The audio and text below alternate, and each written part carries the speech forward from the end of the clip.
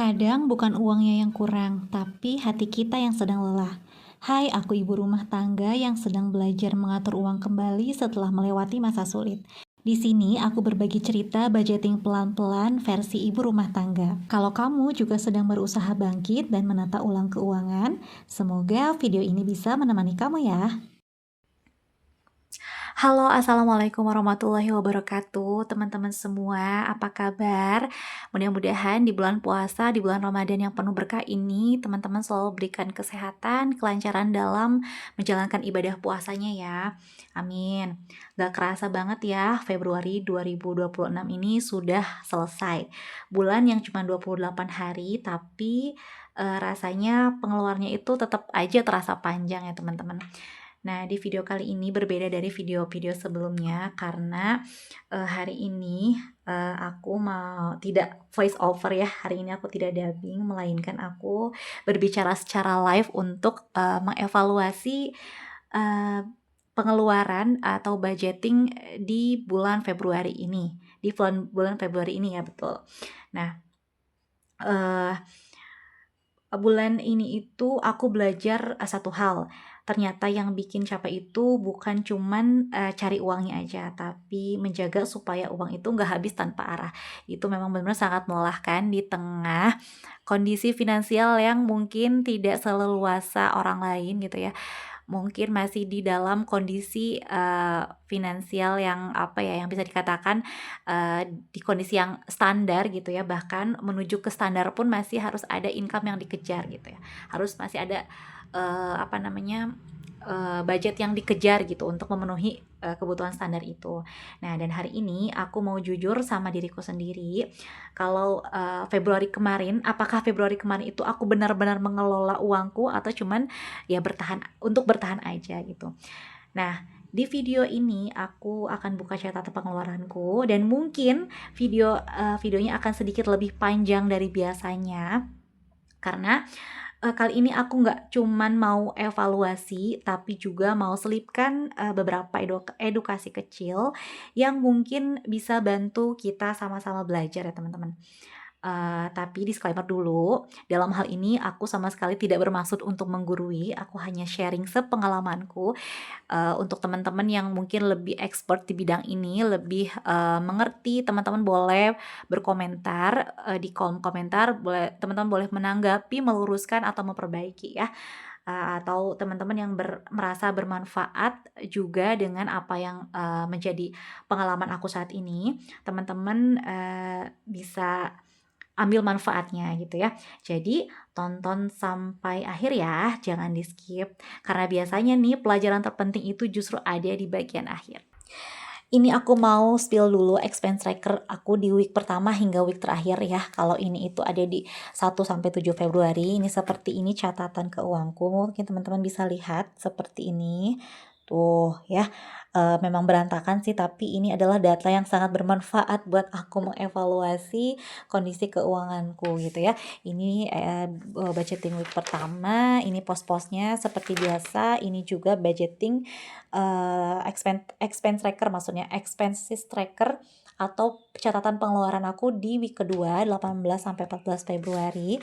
Nah, di sini itu aku sedikit cerita mulai ngerasa mulai ngerasa lelah gitu ya, karena memang di saat minggu kedua itu aku ngerasa budgetnya tuh ngepres banget. Akhirnya aku ngerasa sampai aku tuh sakit gitu, sampai aku tuh ngerasa aduh ini ngapain deh nyatet-nyatet pengeluaran percuma gitu. Tapi setelah aku sadari ketika aku 1 sampai 2 hari tidak mencatat pengeluaran dan itu hasilnya tuh seperti kayak balas dendam gitu, seperti kayak ih uang tuh kemana aja gitu kok aku nggak tahu gitu. Nah seperti itu ya teman, makanya aku kembali mengusahakan diriku untuk tetap mencatat walaupun di tengah ya biasa namanya ibu rumah tangga tuh kan biasalah sering burnout gitu ya teman-teman, mungkin yang sudah berumah tangga juga pasti mengalami hal itu gitu.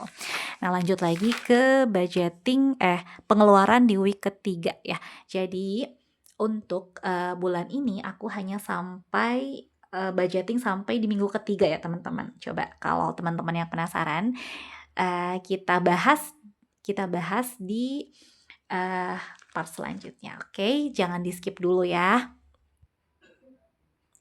Nah, sekarang kita masuk ke evaluasi budgeting aku di bulan Februari 2026.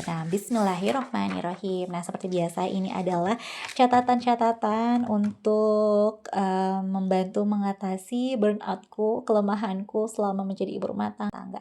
Intinya mah sadar diri gitulah ya. Nah, lanjut ke sini.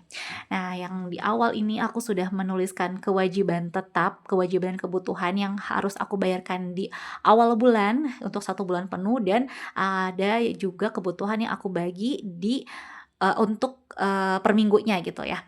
Nah, ini seperti yang teman-teman bisa lihat, atau teman-teman yang sudah nonton video aku sebelumnya itu pasti insya Allah lebih nyambung ya. Nah, sekarang masuk ke budgeting week pertama. Alhamdulillah di minggu pertama itu aku budgetkan 650.000. Jadi gaji bersih yang aku terima di bulan Februari ini tidak aku langsung bagi 4 ya teman-teman. Aku bagi berdasarkan berdasarkan evaluasi di minggu kemarin, berdasarkan evaluasi di bulan Januari kemarin. Nah, di bulan Januari kemarin kan ada sampai angka 900.000 kalau nggak salah ya di minggu terakhir. Nah, aku evaluasi lagi, dan yang paling dibutuhkan di bulan Februari ini ya ini budgetnya segini, yang aku rasa budgetnya segini gitu ya. Sehingga muncul budget di 650.000, dan ini adalah seluruh kebutuhannya. Nah, kalau sodako harian itu ternyata aktualnya 10.000 dan masih ada selisih kelebihan 10.000.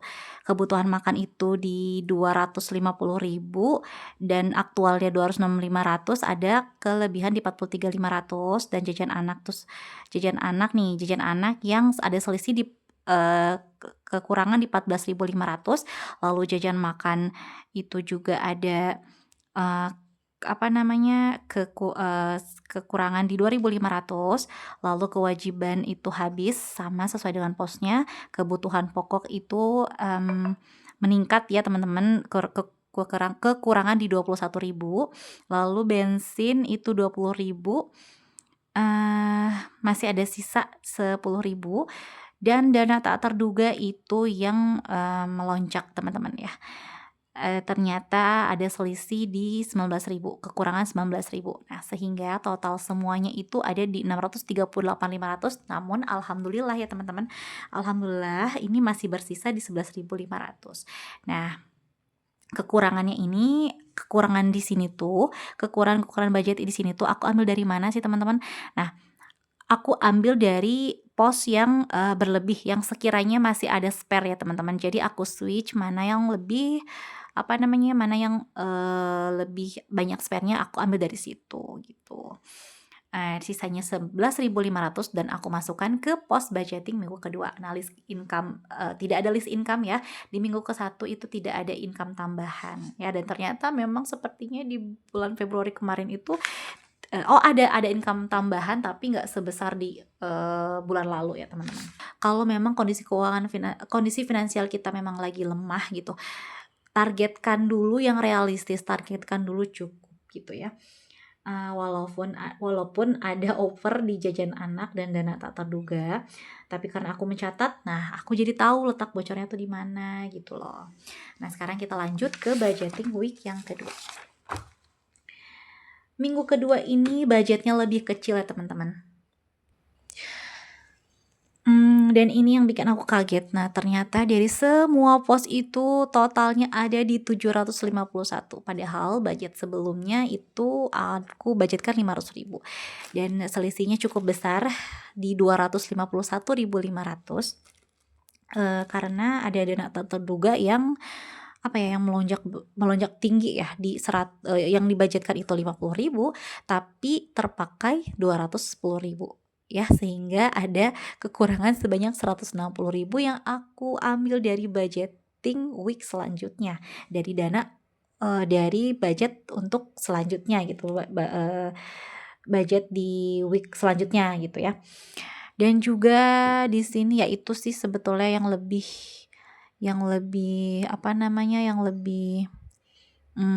besar gitu pengeluarannya.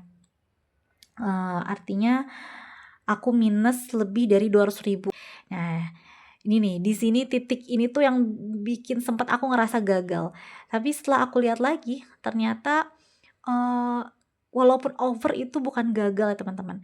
Nah yang gagal itu, kalau kita tidak mau evaluasi, itu yang bikin kita gagal setelahnya. Kalau misalnya kita ngerasa, apa namanya, kerasa, "Duh kenapa kok ini berlebih?" Tapi kita evaluasi, akhirnya kita tahu gitu, mana yang harus kita perbaiki dan mana yang harus kita atur ulang. Menariknya, dana tak terduga itu hampir selalu kepakai.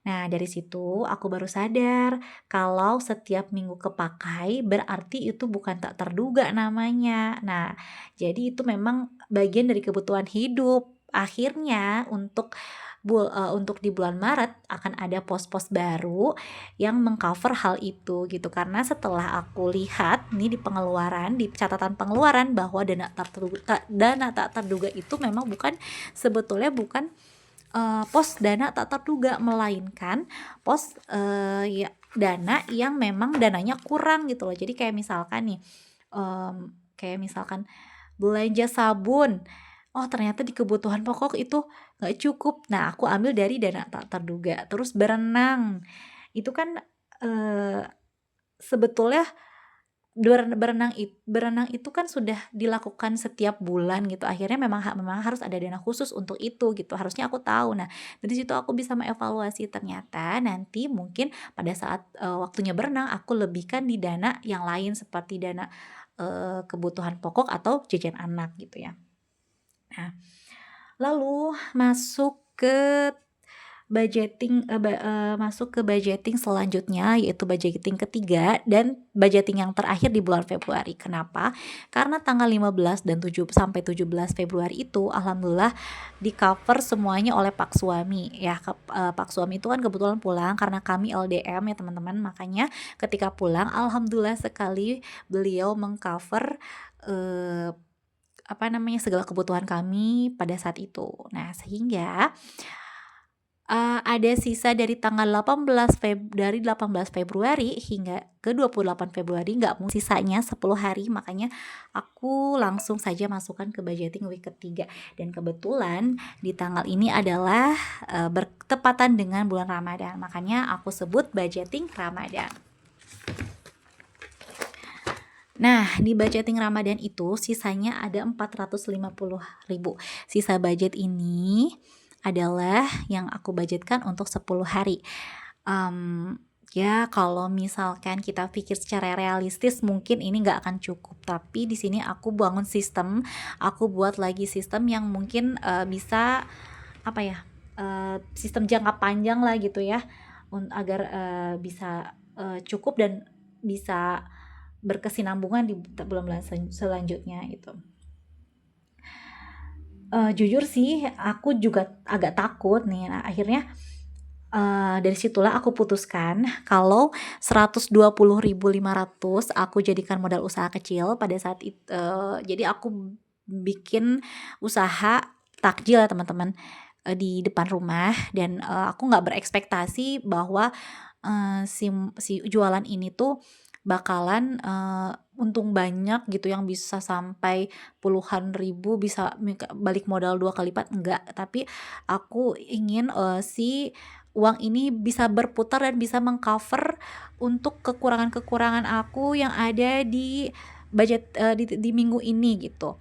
Selain itu, aku juga berharap bahwa si usaha ini selama bulan Ramadan bisa tetap berlanjut, dan mungkin karena nanti akan ada pos-pos baru dan juga budget-budget baru sehingga bisa mengcover hal tersebut. Makanya nanti di budgeting Maret akan ada banyak hal yang baru yang nanti mungkin akan bisa bermanfaat ya, mudah-mudahan untuk teman-teman semua. Dan aku bagi ya, tadi 450.000 itu aku bagi menjadi modal usaha kecil di 120.500 dan sehari-hari itu di 330 ya. Ini pembulatan 330.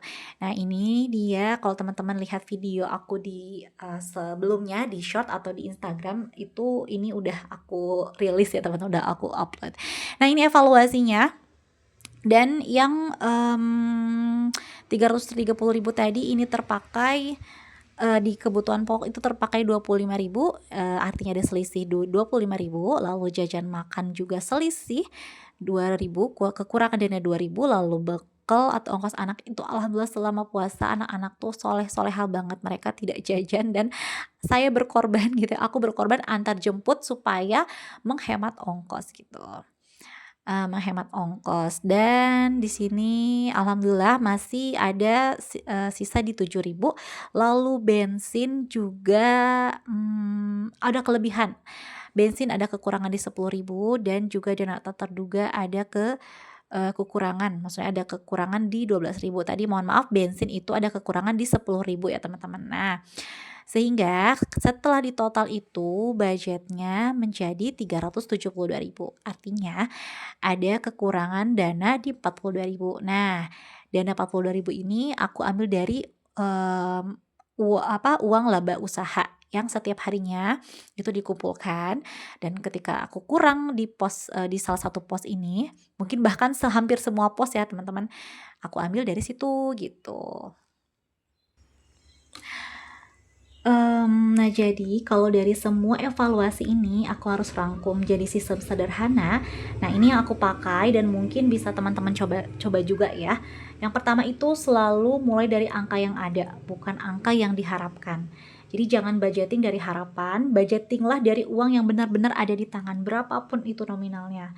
Lalu yang kedua, bagi uang sesuai dengan fungsinya, bukan sesuai dengan keinginan. Jadi teman-teman harus pisahkan uang makan, uang bensin, uang anak, dana tak terduga, dan kalau bisa itu ada modal usaha. Menurutku keempat pilar tadi itu adalah keempat pilar penting yang esensial ya.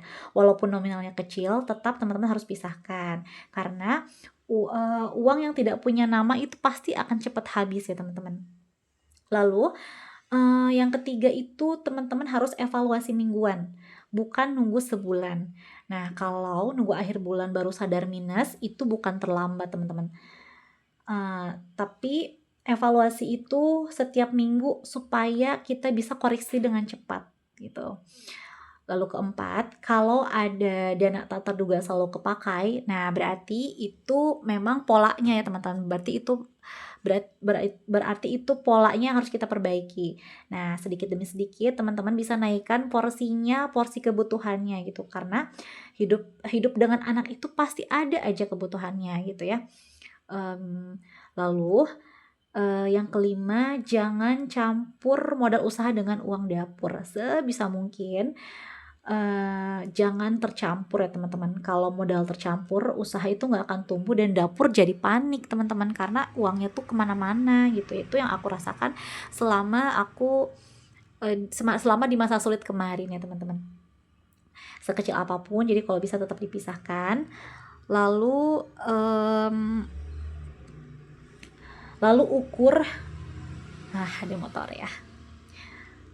Oke, yang keenam, ukur cukup dari ketenangan, bukan dari jumlah. Nah, kadang bukan uang yang kurang, tapi mungkin sistemnya aja yang belum jelas gitu. Nah, sistem yang kuat dan jelas itu didapat dari pengalaman dan evaluasi ya teman-teman. Nah, jadi kalau hari ini kamu merasa uangmu kecil, jangan langsung merasa gagal. Coba perbaiki dulu sistemnya. Karena rezeki itu amanah dan tugas kita bukan membuat banyak dulu ya teman-teman, tapi mengelolanya dengan penuh tanggung jawab. Semoga kita semua dimampukan ya, bukan cuman untuk mencari rezeki, tapi juga untuk menjaga dan mengaturnya. Sekian video dari saya. Mudah-mudahan apa yang saya sampaikan bisa bermanfaat buat teman-teman semua. Kalau kamu merasa sedang ada di fase belajar ngatur uang juga, tulis di kolom komentar aku lagi belajar ya, biar kita tahu dan kita tuh nggak sendirian.